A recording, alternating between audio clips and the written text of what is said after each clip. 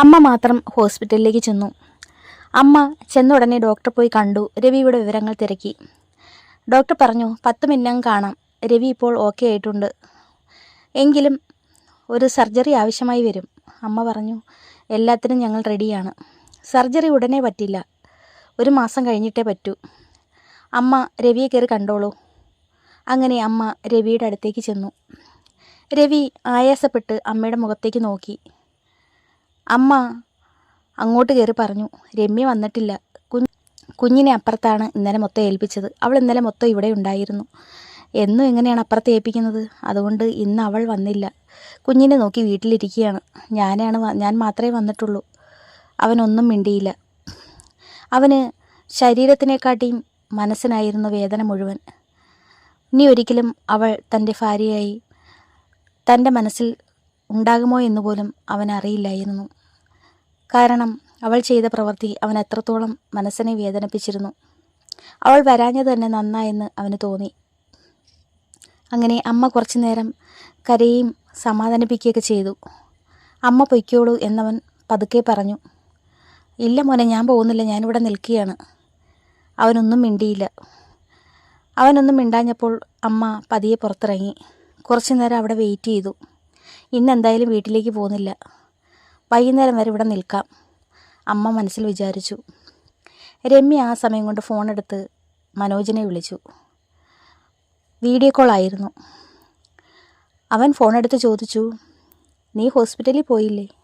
ഞാനെങ്ങും പോയില്ല, ഞാൻ കൊച്ചിൻ്റെ പേരും പറഞ്ഞ് ഇവിടെ നിൽക്കുന്നു. അമ്മ പോയിട്ടുണ്ട് രാവിലെ. അമ്മ എന്നെ വിളിച്ചതാണ്. ഞാൻ പറഞ്ഞ് ഞാൻ വരുന്നില്ല, കുഞ്ഞിനെ നോക്കാനൊന്നും ആരും ഇല്ലല്ലോ എന്ന് പറഞ്ഞ് ഞാനങ്ങ് ഒഴിഞ്ഞു. ആണോ?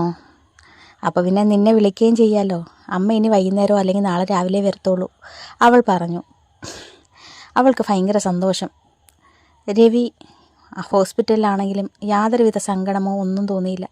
ആ കടം നികത്താൻ മനോജ് ഉള്ളതുകൊണ്ട് തന്നെ അവൾക്ക് രവിയോട് യാതൊരുവിധ സഹതാപമോ സ്നേഹമോ തോന്നിയില്ല. അങ്ങനെ അവർ കുറേ നേരം ഫോണിൽ സംസാരിച്ചു. നീ വീട്ടിലേക്ക് വരുന്നുണ്ടോ? വീട്ടിലേക്ക് വന്നാൽ ഒരു ചായയൊക്കെ ഇട്ട് തരാൻ ഞാൻ. രമ്യ മനോജിനെ വീട്ടിലേക്ക് ക്ഷണിച്ചു. അവിടെയൊക്കെ ആൾക്കാരുണ്ടാകില്ലേ? ഞാൻ ആരാണെന്ന് ചോദിച്ചാൽ നീ എന്ത് പറയും? അത് ഞാൻ എന്തെങ്കിലും പറഞ്ഞോളാം. എല്ലാവരും മതിൽക്കെട്ടിനകത്താണ്, ആരും ശ്രദ്ധിക്കില്ല, അവൾ മനോജിനോട് പറഞ്ഞു. ഓക്കെ, ഞാൻ വരാം. എപ്പോൾ വരണം? അവൻ ചോദിച്ചു. അവനും സന്തോഷമായി. ഒരു 11 മണിയാകുമ്പോഴത്തേക്ക് നീ വാ. അങ്ങനെ അവൾ പെട്ടെന്ന് തന്നെ ജോലിയെല്ലാം ഒതുക്കി കൊച്ചിനുള്ള ആഹാരമൊക്കെ കൊടുത്ത് മനോജിനുള്ള ഫുഡ് റെഡിയാക്കുമായിരുന്നു. ഏറെക്കുറെ എല്ലാം റെഡിയാക്കി. അതിനുശേഷം വെയിറ്റിംഗ് ആയിരുന്നു. അവൾ 10:45 വിളിച്ചു. നീ എവിടെ എത്തി? ഞാൻ ദാ വന്നുകൊണ്ടിരിക്കുകയാണ്. അങ്ങനെ അവൾ വഴിയൊക്കെ കറക്റ്റായിട്ട് പറഞ്ഞു കൊടുത്തു. അങ്ങനെ ഒടുവിൽ അവൻ വീട്ടിലെത്തി അകത്തേക്ക് കയറി സെറ്റിലിരുന്നു. അവൾ ചെന്ന് അവനോട് ചേർന്നിരുന്നു. കുഞ്ഞ് തറയിലിരുന്ന് കളിക്കുകയായിരുന്നു. അവൻ കുഞ്ഞിനെ ചെന്നെടുത്ത് മടിയിൽ വെച്ചു. അതിനുശേഷം ചെറുതായിട്ട് കൊഞ്ചിച്ചു. നീ എന്തെങ്കിലും കഴിച്ചോ? അവൾ ചോദിച്ചു. ഞാൻ വീട്ടിൽ നിന്ന് ആഹാരം കഴിച്ചായിരുന്നു. എന്നാൽ ഞാനിവിടെ കുറച്ച് ഫുഡൊക്കെ റെഡിയാക്കിയിട്ടുണ്ട്, അതൊക്കെ കഴിച്ചിട്ട് നീ വീട്ടിലേക്ക് പോയാൽ മതി, അവൾ പറഞ്ഞു. അങ്ങനെ അവർ രണ്ടുപേരും സംസാരിച്ച് ചിരിച്ച് ആഹാരമൊക്കെ കഴിച്ച് സമാധാനത്തിൽ രമ്യയെ ചേർത്ത് പിടിച്ച് രമ്യയ്ക്ക് നെറുകയിലൊരു ഉമ്മയൊക്കെ കൊടുത്തിട്ടാണ് മനോജ് യാത്രയായത്. അങ്ങനെ അവൾ യാത്രയാക്കി. അതിനുശേഷം അവൾ റൂമിൽ കയറി വീണ്ടും അവനെ വിളിക്കാൻ ഭാവിച്ചു. എടി, ഞാൻ വീട്ടിൽ ചെന്നിട്ട് വിളിക്കാം, വഴിയിലാണ്, അവൻ പറഞ്ഞു. ഓ ശരി, നീ വീട്ടിൽ ചെന്നാൽ ഉടനെ എന്നെ വിളിക്കണം, അവൾ പറഞ്ഞു. സ്വന്തം ഭർത്താവിന് വയ്യാതെ കിടന്നിട്ട് അങ്ങോട്ടേക്ക് ഒന്ന് തിരക്കാനോ അമ്മയെ ഒന്ന് വിളിച്ച് ചോദിക്കാനോ ഉള്ള മനസ്സ് പോലും അവൾ കാണിച്ചില്ല. അമ്മ അവളെ ഫോണിലേക്ക് വിളിച്ചു. നീ എന്തെടുക്കുന്നു? ഞാൻ അവിടെ ഇരിക്കുന്നമ്മേ. വല്ലതും വെച്ചോ? കുഞ്ഞെന്ത് പറയുന്നു? അത് അവൻ ആഹാരമൊക്കെ കൊടുത്തു, ഞാൻ ജോലിയൊക്കെ ഒതുക്കിയിട്ട് ഇവിടെ ഇരിക്കുന്നു. രവിയെ ഞാൻ കണ്ടു, അവന് വയ്യ, ഒരു ഓപ്പറേഷൻ ഉടനെ വേണമെന്ന് പറയുന്നു. അവൾ സാധാ മട്ടിലൊന്ന് മൂളി. അമ്മയ്ക്ക് എന്തോ ഒരു അതിശയം തോന്നി. ഇവൾക്ക് എന്താ അവനോട് ഇത്ര അകൽച്ചയെന്ന്. ഒരു തുറന്ന സംസാരം ആവശ്യമാണെന്ന് അമ്മയ്ക്ക് തോന്നി. അങ്ങനെ പ്രത്യേകിച്ചൊന്നും പറയാനില്ലാതെ അവർ ഫോൺ വെച്ചു. അമ്മ വിചാരിച്ചു, ഇന്ന് രാത്രിയിൽ ഇവിടെ നിൽക്കാം, നാളെ രാവിലെ പോകാം. രമ്യ ഒറ്റയ്ക്കിരുന്നോളും, അല്ലെങ്കിൽ അപ്പുറത്തെ ആൻറ്റിയുടെ വീട്ടിലോട്ട് പോകും. അവൾക്ക് 10 പേര് കൂട്ടൊന്നും വേണ്ട, അവൾക്ക് അവൾ തന്നെ അധികമാണ്. ഇന്നത്തെ ദിവസം അവൾ ഒറ്റയ്ക്ക് ഇവിടെ കിടക്കട്ടെ. അമ്മയ്ക്കും ദേഷ്യം വരുന്നുണ്ടായിരുന്നു. സ്വന്തം ഭർത്താവ് വയ്യാതെ കിടന്നിട്ടൊന്നും തിരക്കാനുള്ള മനസാക്ഷി പോലും കാണിക്കുന്നില്ലല്ലോ. അവളവിടെ ഒറ്റയ്ക്ക് കിടക്കട്ടെ. എൻ്റെ മോൻ ഇവിടെ ഒറ്റയ്ക്ക് കിടക്കുമ്പോൾ ഞാൻ പോയി അവൾക്ക് കൂട്ടിരിക്കുന്നത് ശരിയല്ല.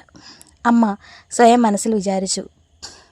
എന്ത് പറ്റി മനുഷ്യരുടെ ഓരോ മാറ്റങ്ങളെ അമ്മ ഇങ്ങനെ ആലോചിച്ചു. ഒരിക്കലും സ്വന്തം മകൾക്ക് വേറൊരാളോട് ഇഷ്ടമുണ്ടെന്ന അമ്മ സ്വപ്നത്തിൽ പോലും കരുതുന്നുണ്ടായിരുന്നില്ല.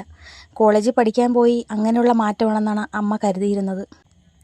അങ്ങനെ രമ്യയ്ക്ക് അമ്മയില്ലാത്തതും രവിക്ക് വയ്യാതെ കിടന്നതും ഒരു എൻജോയ്മെൻറ്റ് തന്നെയായിരുന്നു. ഫുൾ ടൈം മനോജിനെ വിളിയും കാര്യങ്ങളൊക്കെ ആയി ആർത്തുല്ലസിച്ച് ആ ദിവസം കടന്നുപോയി. വെളുക്കുന്നിടം വരെയും മനോജുമായിട്ട് ഫോണിൽ സംഭാഷണമായിരുന്നു. നേരം വെളുക്കാറായി. ഇനി കുറച്ച് നേരം കിടന്നോളൂ നീ, മനോജ് പറഞ്ഞു. എന്നെ അവൾ ഉറങ്ങാൻ അനുവദിക്കത്തുമില്ല, അവളും ഉറങ്ങത്തില്ല. നീ കുറച്ച് നേരം ഞാനും കൂടെ കുറച്ച് നേരം കിടക്കട്ടെ, മനോജ് പറഞ്ഞു. അങ്ങനെ അവളും കുറച്ച് നേരം കിടന്ന് മനോജും കുറച്ച് നേരം കിടക്കാനായി പോയി. രാവിലെയായി. അമ്മയുടെ ഫോൺ വരുന്നു. ഞാൻ അങ്ങോട്ട് വരുവാണ്. എന്തെങ്കിലും കാപ്പി ഉണ്ടാക്കിയേ നീ? ആ ഉണ്ടാക്കാമേ, ഞാൻ ഉറങ്ങിപ്പോയി. അവൾ പെട്ടെന്ന് തന്നെ എന്തെങ്കിലുമൊക്കെ കാട്ടിക്കൂട്ടി. ഒന്നും ചെയ്യാതിരുന്നാൽ അമ്മയ്ക്ക് ദേഷ്യം വരും. ഒന്നാമത് ഹോസ്പിറ്റലിലോ താൻ ചെന്നിട്ടില്ല. ഇനി ഹോസ്പിറ്റലിലെ വിശേഷങ്ങൾ വരുമ്പോൾ വിളമ്പും. അത് കേട്ടോണ്ടിരിക്കേണ്ടി വരുമല്ലോ. അവൾക്ക് ദേഷ്യം വന്നു. അങ്ങനെ അമ്മ രാവിലെ വീട്ടിലെത്തി. അപ്പോഴാണ് അയൽപ്പക്കത്തെ ഒരു ചേച്ചി അമ്മയെ അടുത്തേക്ക് വിളിച്ചത്. അകത്തു നിന്ന് രമ്യ അത് കണ്ടു. രമ്യയുടെ നെഞ്ചിൽ കൂടി ഒരു വിറയൽ അനുഭവപ്പെട്ടു. മനോജ് എങ്ങാനും വന്ന കാര്യം പറയാനാണോ അവർ വിളിക്കുന്നതെന്നായിരുന്നു അവളുടെ ചിന്ത.